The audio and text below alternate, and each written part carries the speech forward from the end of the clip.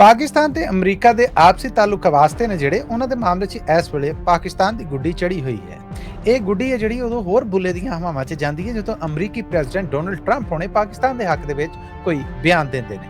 ਹੁਣ ਤੋਂ ਥੋੜਾ ਚਿਰ ਪਹਿਲਾਂ ਅਮਰੀਕਨ ਪ੍ਰੈਜ਼ੀਡੈਂਟ ਡੋਨਲਡ ਟਰੰਪ ਹੋਣਾ ਨੇ ਵਰਜੀਨੀਆ 'ਚ ਡਿਪਾਰਟਮੈਂਟ ਆਫ ਵਾਰ ਦੇ ਵਿੱਚ ਤਕਰੀਰ ਕਰਦਿਆਂ ਹੋਇਆਂ ਇੱਕ ਵਾਰ ਫੇਰ ਪਾਕਿਸਤਾਨੀ ਪ੍ਰਾਈਮ ਮਿਨਿਸਟਰ ਸ਼ਹਿਬਾਜ਼ ਸ਼ਰੀਫ ਔਰ ਪਾਕਿਸਤਾਨੀ ਫੌਜ ਮੁਖੀ ਫੀਲਡ ਮਾਰਸ਼ਲ ਆਸਮ ਮੁਨੀਰ ਹੋਣੇ ਨੇ ਜਿਹੜੇ ਉਹਨਾਂ ਦਾ ਬੜਾ ਭਰਵੇਂ ਢੰਗ ਦੇ ਨਾਲ ਜ਼ਿਕਰ ਕੀਤਾ।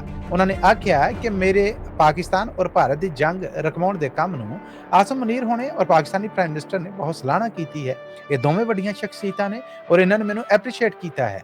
ਨਾਲ ਹੀ ਡੋਨਲਡ ਟਰੰਪ ਉਹਨਾਂ ਨੇ ਆਖਿਆ ਕਿ ਮੈਂ ਪਾਕਿਸਤਾਨ ਔਰ ਭਾਰਤ ਦੀ ਮਈ ਦੇ ਵਿੱਚ ਛਿੜੀ ਜੰਗ ਜਿਹੜੀ ਕਿ ਬਹੁਤ ਖਤਰਨਾਕ ਰੂਪ ਧਾਰ ਰਹੀ ਸੀ ਉਹਨੂੰ ਰੋਕਿਆ। ਮੇਰੀ ਇਸ ਰੋਕ ਦੇ ਨਾਲ ਲੱਖਾਂ ਜਾਨਾਂ ਨੇ ਜਿਹੜੀਆਂ ਉਹ ਬਚੀਆਂ। ਔਰ ਨਾਲ ਹੀ ਅਮਰੀਕਨ ਪ੍ਰੈਜ਼ੀਡੈਂਟ ਦਾ ਇਹ ਵੀ ਆਖਣਾ ਹੈ ਕਿ ਦੁਨੀਆ ਭਰ ਦੇ ਵਿੱਚ ਅਮਨ ਦੇ ਵਾਸਤੇ ਪਾਕਿਸਤਾਨ ਅਮਰੀਕਾ ਦਾ ਇਤਿਹਾਦੀ ਹੈ ਔਰ ਪਾਕਿਸਤਾਨ ਦੀਆਂ ਕੋਸ਼ਿਸ਼ਾਂ ਨੇ ਜਿਹੜੀਆਂ ਉਹ ਸਲਾਹਣਯੋਗ ਨੇ।